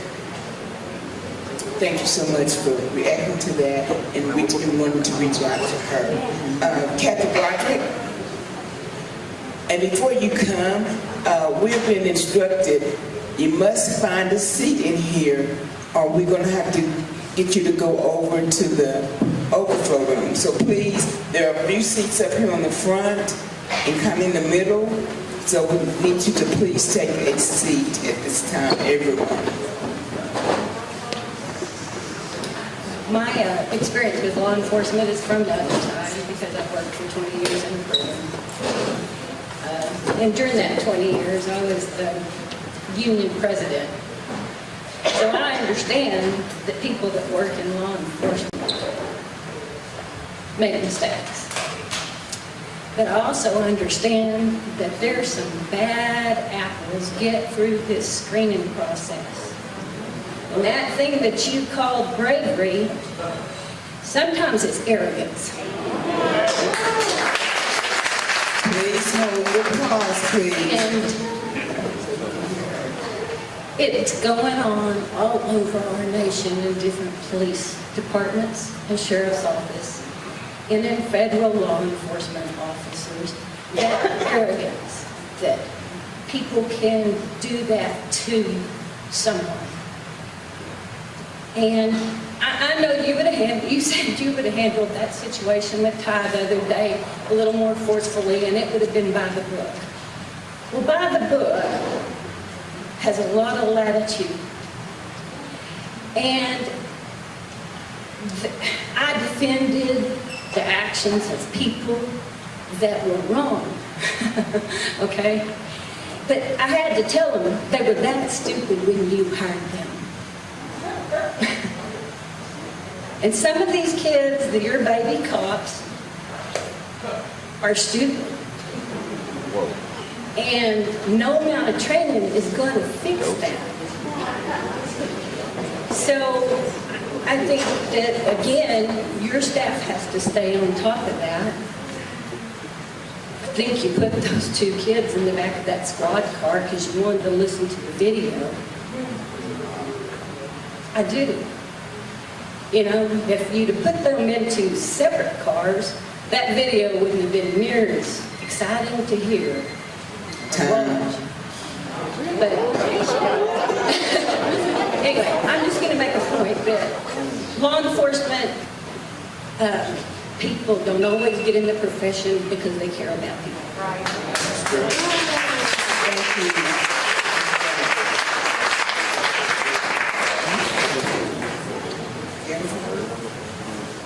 Jennifer DeLon.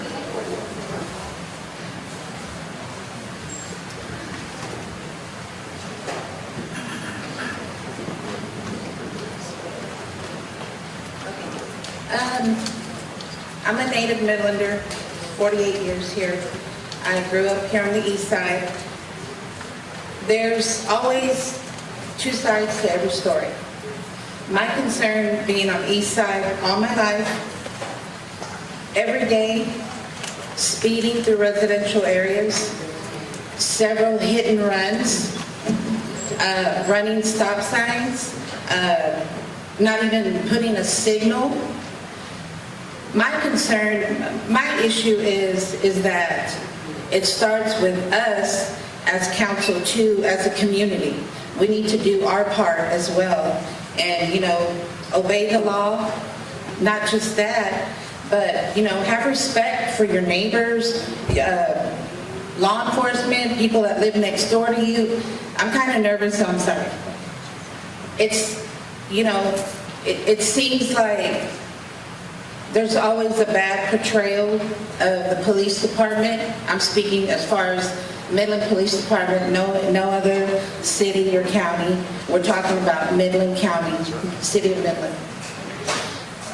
My question is, I guess mainly, what is Council 2 doing to maybe invite Council 2 area to get more involved, be more positive, and, you know, because every day, my parents' house has been ran into 7 times by people speeding under the influence, and if it hadn't been for Vicki Haley putting a guardrail at my parents' house, they probably wouldn't have a house. You know, and I think people here on the east side can agree with me we do have issues that happen here, you know, as far as, you know, people breaking into our properties, our vehicles, stolen property, you know, and it just, you know, upsets me because what are we doing? We have to ask ourselves, what are we going to do as neighbors to improve our community here? Not just all of Midland County, but where we live in Council 2. So my question is, I guess, I'm sorry to go over my time, but to you, Council, I was going to say John Love, I'm sorry, because y'all are both John. What do you suggest or what do you recommend that we can do as a community to avoid, you know, issues that happen in our own area? And, you know, I'm not here taking sides. I've had issues with the police, but on a good manner. Do we feel negative about the police when we're calling them about a car accident? Do we feel negative when somebody's broke into our home and we call the police department to come out to our house? I've called them numerous of times because people have wrecked right there on Oak, Pecan, Pine, you name it, hit and runs. And, you know, the police are doing, you know, the best that they can.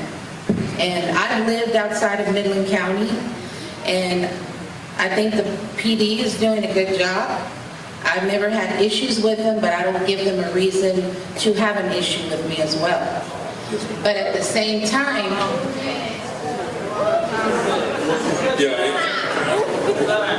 this is a prime example. Sir, not to interrupt you, I'm trying to make a statement about the police and I can hear behind me some... Right, yes. I understand. Yeah, and where's the respect? I mean, I didn't come here to get noises brought to me, you know? I understand. Yes. But I am respecting you, and in respect of this event that's been put on, we do want to keep it at a minimum or maximum of 2 minutes, please. But to answer your question, I do have an advisory committee in District 2. It's been very well stated and blasted and put out there. And I do have my cards outside, and you can email me, you can call me. I'm not hard to get a hold of. I know personally a lot of people in this room, so I mean, they have my numbers. So I'm not a hard person to get a hold of, and I'm not hiding. And we will be doing things to involve the community and bring the community together. Does that answer your question? Yes. Thank you so Again, much. I apologize for going over 2 minutes. It's okay. Thank you. Thank you so much.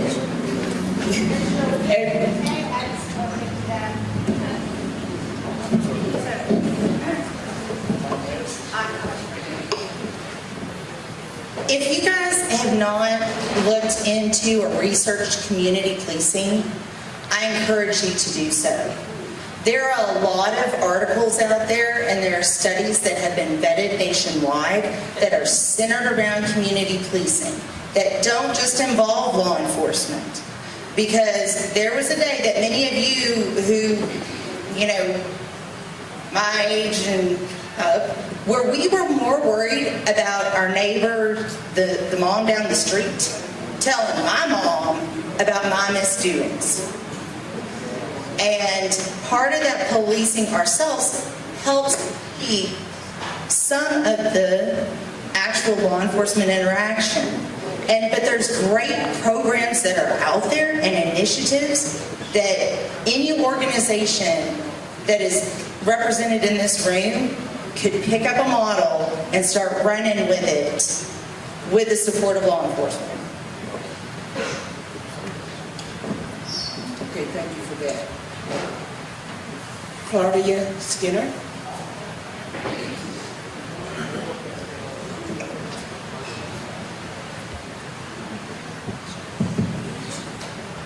And real quick, with respect of time, we are in a portion where we're hearing our life experiences and things of that nature.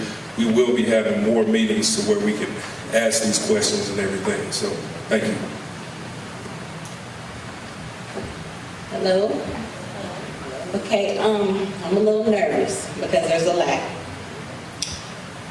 Listening to you guys today, I got a little bit better understanding of where you're coming from as far as what the police job is, what the councilman's job is, what the mayor's job is. I want y'all to understand what the community is seeing right now. It's not the fact that we're parading whatever happened, whatever infraction that y'all believe he did wrong. The problem that we have is the fact that there were multiple officers with guns drawn on an individual that didn't have any weapons, that had his hands up, was on the ground crying and pleading out of fear. How does that become you guys protecting the citizens that you swore an oath to protect the citizens, not yourselves? From my point of view, what I saw in that video was y'all protecting yourselves. You wasn't protecting him or nobody around him.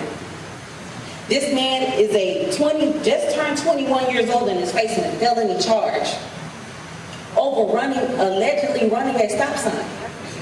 How is that fair? How is that right? And how is that just? Those type of charges should be set aside for people that are actually committing those types of crimes. If I'm evading arrest, cool. Give me an evaded arrest charge. But if there's a discrepancy with me driving through a stop sign when I should have gotten a ticket, opposed to 6 officers showing up with guns drawn, and I'm scared to death, and I'm telling you I'm scared to death, and you steady have your guns drawn, that's the problem. The problem isn't what happened after, it's not what happened after, it's what happened before. That's the problem. That's what we want to know about. All this other fluff that's going on right now, I really honestly could care less. We want to know, what are y'all going to do in the future to prevent this from happening again? Because if that was my son, I would have been alone. If it was your son, on the east side or west side or south side, wherever side you live on, that's irrelevant. Time.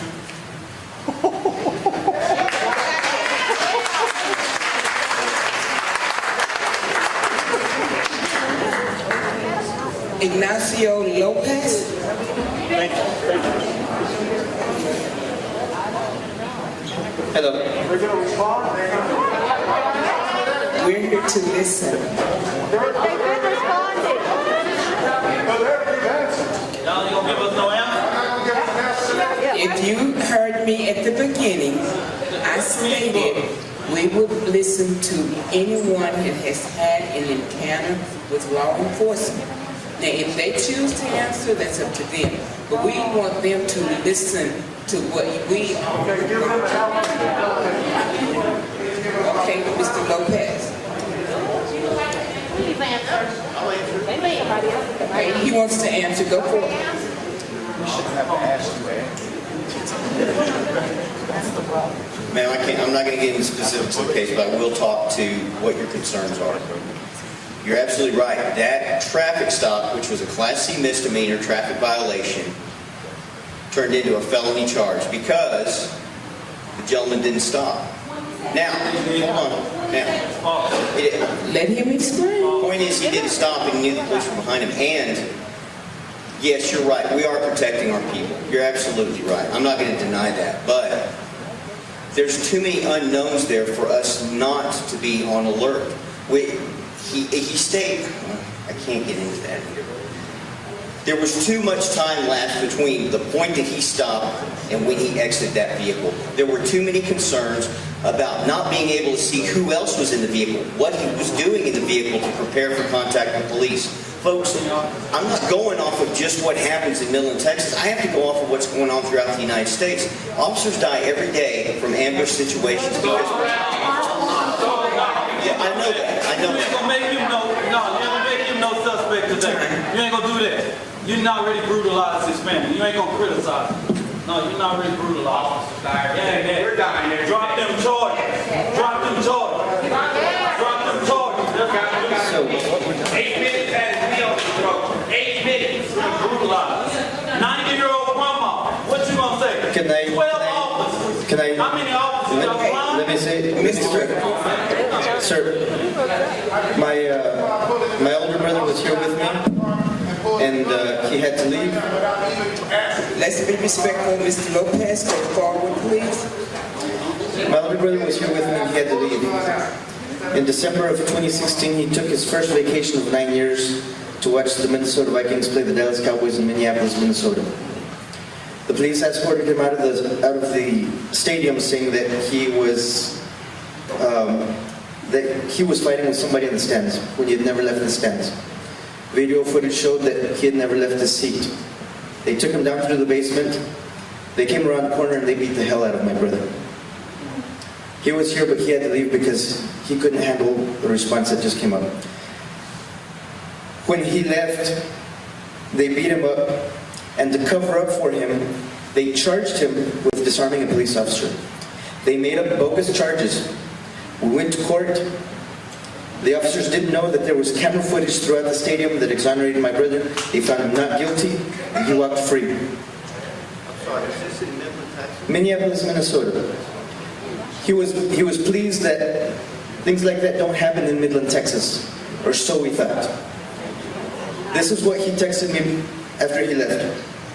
I had to go because I still don't feel comfortable home.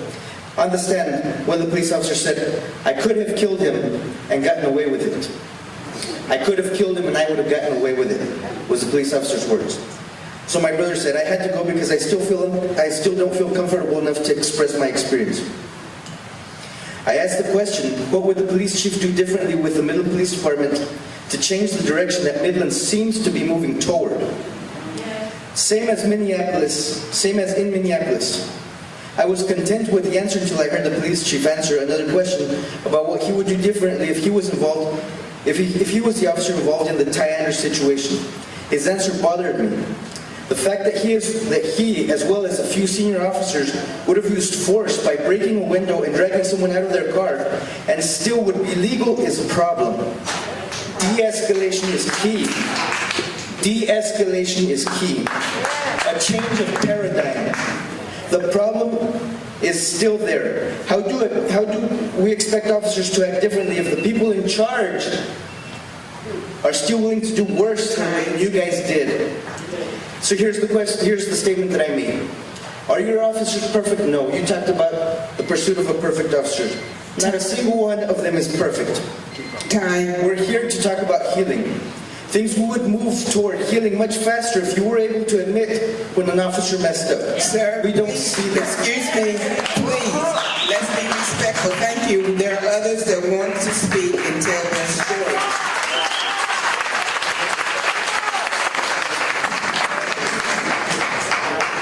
Pastor Tommy Hale.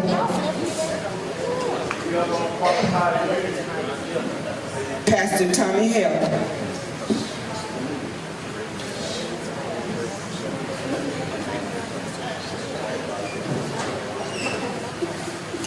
Good evening, everyone. Definitely thank you, everyone there. My statement is not in regards to the police. I would ask right now that every African American male in this room stand up, please. Now I'm gonna tell you guys something right now. You touch me, I'm retired federal law enforcement, so you go into federal prison. But it's damn shame we have this many African American men, but how many are volunteering with young black boys in this community? I guess my case. Hold on. Can I answer you? You're talking about what about it? Thank you, Pastor Hill. I'm ready. Okay, let's keep peace, please. Isaac Garnett Jr. Bishop Garnett II. Can I ask again? No, we're gonna keep with the flow of the forum. Are you Bishop I have Garnett? one answer for that. Sorry, can we please be respectful, please?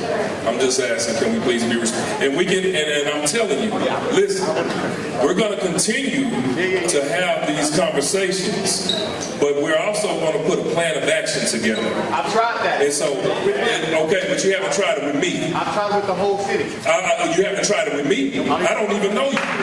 So what I'm saying is we're going to be respectful. We're going to do this in decent and in order. Thank you. and we will move forward. Mr. Garnett. Let me thank each of you this evening. We can't hear you. Let me thank each of you this evening for the presence here on today, from the mayor. Cross protocol has already been established. I think we have, being that we have a new mayor and a new District 2 council, it affords us an opportunity to start fresh, to address some serious concerns that we have from a community standpoint outside of District 2, where we have a committee. Certainly appreciate that. I think with the young lady who spoke, we need one citywide. We hope to work with Pastor Payton concerning the organization of that committee so we can address these matters while they're at this stage, as opposed to them becoming mountainous. I was concerned with the issue with Sister Sweetie, Sister Maduris, when it transpired. I have the privilege of living in one city and pastoring in another city for 31 years, living in this city the majority of my years on earth.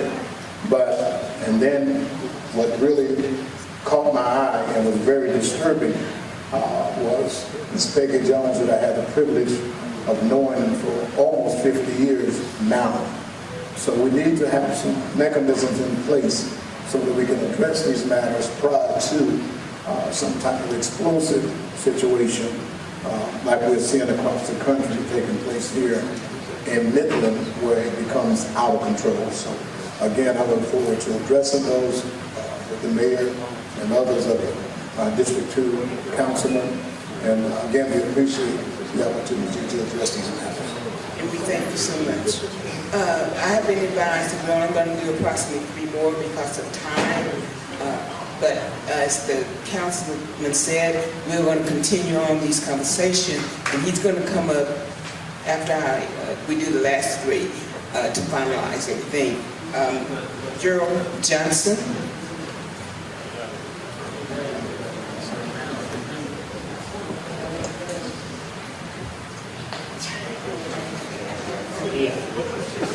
Are you Gerald Johnson?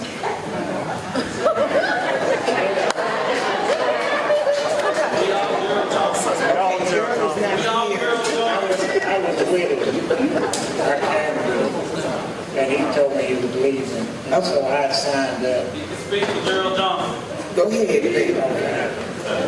And it was 2 minutes, remember. To Mr. Norman and to the young man that had to inquire with the police. I'm up here to speak for the people, and that means for the whole United States. And we are human beings, and we deserve as much attention as anyone else. And the main thing we're not getting, things that are happening to us, it's going unreported. This little incident is just one of the incidents that we are facing. We're facing young kids now, our young community. We're going to jail for no reason. Just this here was a ticket. What about all of those that are sitting in prison illegally and nothing is being rolled back? We have people up here, be the officers, and they know what's going on. I have an incident with the law. I got a son in prison, and you send him to prison with no police report. You know, we have no reason to send him. Federal law sent him, city law to arrest him. We have an issue with our black community. We got to learn to stand up, not just here in Midland, but all over the world. We got to face what's going on in the world. We got people being killed, and we used to be, when I was coming up, they wouldn't show it on TV. Now you kill a man, it's like killing a dog. It's like killing a dog in the street. Ain't nobody, we have to have an investigation. Where the hell is an investigation when you see it on TV? Show me the investigation. But we got a couple. We got to go check this this was Officer so-and-so. And then he's supposed to have a time. He's supposed to have time. That's what we got. Thank you for your comments. Daniel Corrales.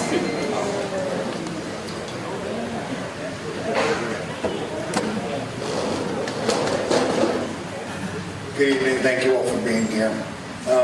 My grandmother was the first councilwoman of color in Midland back in the 80s, and she told me my experience would be different from everyone else's because of warrant Anglo. I didn't understand what that meant at the time. About 20 years ago, I got stopped for driving a truck with a busted tail light on Scarborough.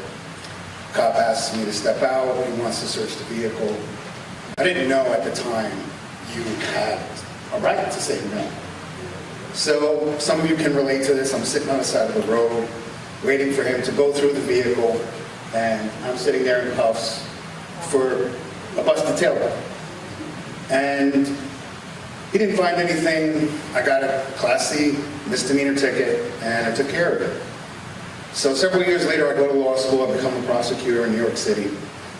And I declined to prosecute a bunch of cases because I understood where I come from. There's a cultural divide between where we come from and law enforcement. But what I want everyone here to understand, the fact that we're having this discussion today, that we're talking about it, that they're listening, that means that we can make progress. But as everyone else said, we have to be respectful the way that we address it so that we can be respectful, right? So we have to give credit to the leaders that are here that are listening. But we have to voice our concerns in a legitimate, legal way. So when something happens to us, we can say we stopped when that police officer pulled us over. But also understand the fear that we have when you don't have that relationship. And that's what we're asking to build, and that's what we're hoping to build. So as a community, we can come together. Their duty is to protect and serve. That's everybody, including themselves. But we don't want to be subjected to something just because we're not behind that badge. But as a former prosecutor, I'll tell you, we have to come together and voice those concerns. If that's in the voting booth, if that's here, we have to come out. Thank you. Thank you. This is going to be our last call. I've got to follow order. And Dexter Trailer, if he's still in the room. I'm here. You need to come to the mic. I got you. That's not Dexter's Trailer, Councilman said. Here? No. Can you say it one more? I'll be your Okay, he's gone. We're going to that's a question. Yeah, we put in the call. Lavonda Johnson.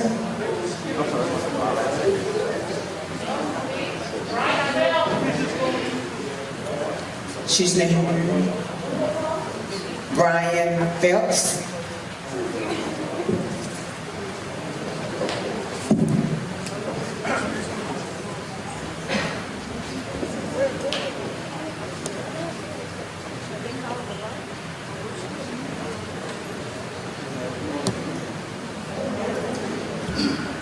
Good evening. A few years ago, I was leaving church, dressed like this, on the south side of Midland. Much like our beloved Tye, I was being trailed by the police. And I was pulled over for going 2 or 3 miles over the posted speed limit, leaving church, in a suit and a tie. The officer pulled me over in my grandmother's car. I was home from college after doing some work with NAACP and some organizing, leaving church. In a Buick Regal with handicap license tags. I was pulled over, and just like every black male in here, was told by my mom and my dad to put your hands at 10 and 2. I'm a preacher, so I'm gonna take my time.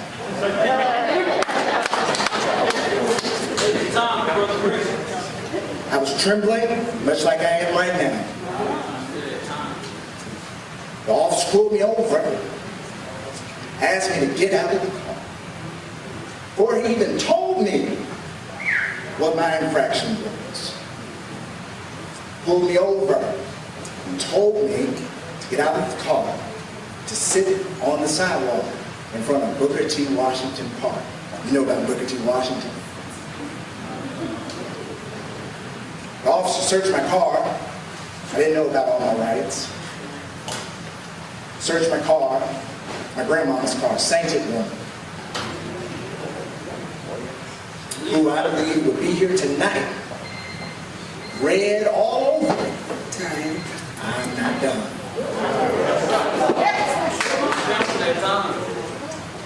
Inside of me was embedded trauma that I don't want us to miss out on here. About the fear in every black young man's bones. Mr. Phelps, I hate to cut you off, but if we want to continue outside, we can do that as well.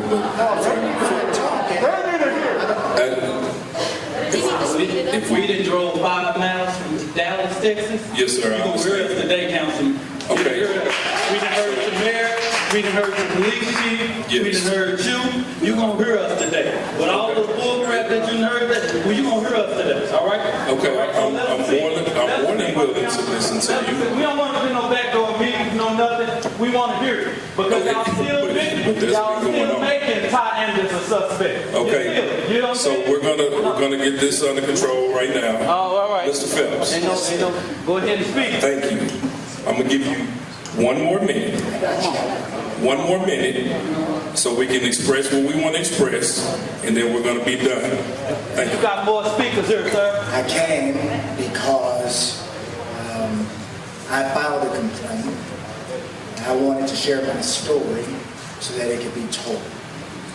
My prayer, my wish this evening are a few things. A commitment for the Police Oversight Board. Needed. Community policing starts with police. I take seriously our call in the United Methodist Church by John Wesley to do no harm. That's what this community needs, that commitment from you. Thirdly, we ask that you drop Tye Anders' charges and begin to articulate the trauma that I'm almost sure each and every one of these beautiful black bodies has each and every time they get in the car. I hope you do the right thing. Thank you. Our last speaker we're going to call on is Reverend Ed Mayberry. Thank you for taking my concern. To my community, and I say my community with a lot of passion, this is a community that I love, that I get to serve in, but it's more important, it's a community that I grew up in. I was raised in this community. I grew up by Washington Park, spent all of my life over there. And one thing that I wish I could pull out of my era when I grew up was accountability. And we made sure that we held police accountable, but accountability didn't start with the police officers. Accountability started in our own house with our parents. And we were held accountable for, we didn't wait till the police started a league to learn how to work with little black boys. We did our own stuff. We started it in our community. We did it. And so I just want to say, I wish we could bring back that accountability, that when people in our community do good, we praise them ourselves. We don't look for the police officer or for anybody on stage to praise them. And when they do bad, we hold ourselves accountable. That's part of what we have to do as a community. And until we do that, where there is a lack of accountability, there will always be room to blame.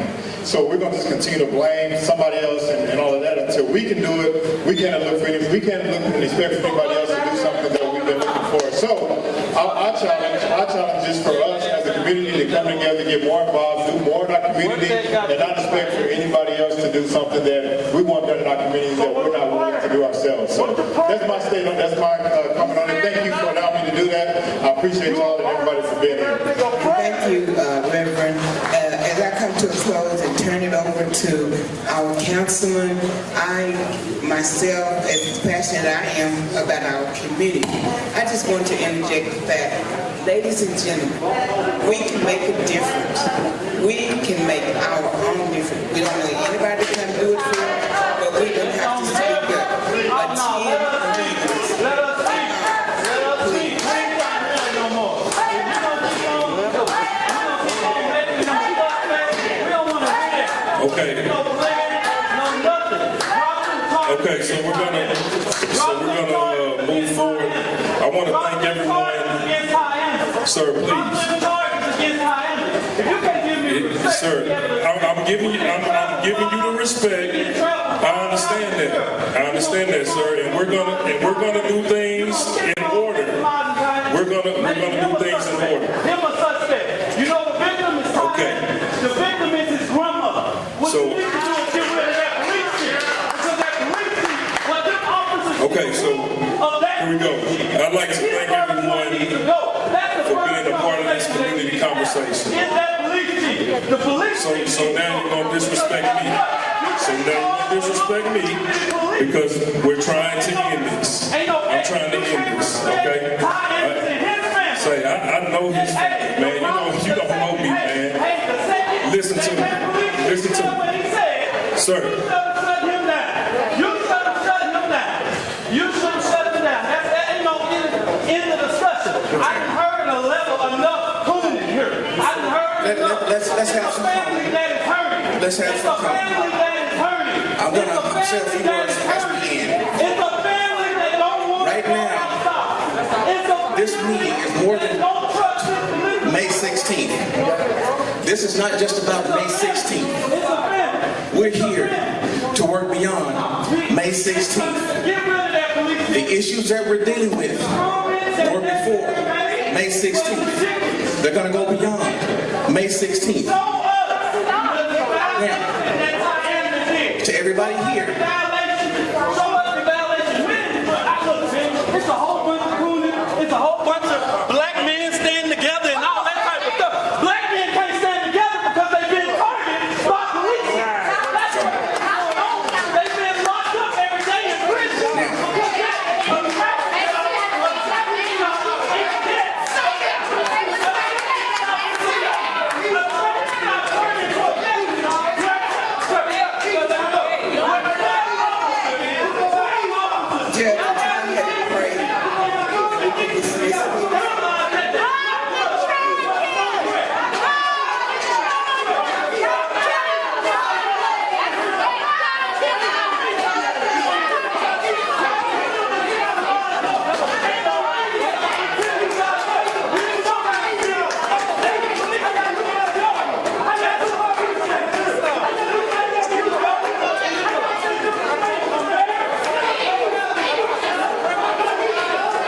Hey, we're gonna need everybody to exit the building. We gotta get this place closed up. Everybody, please exit the building. Thank you for coming.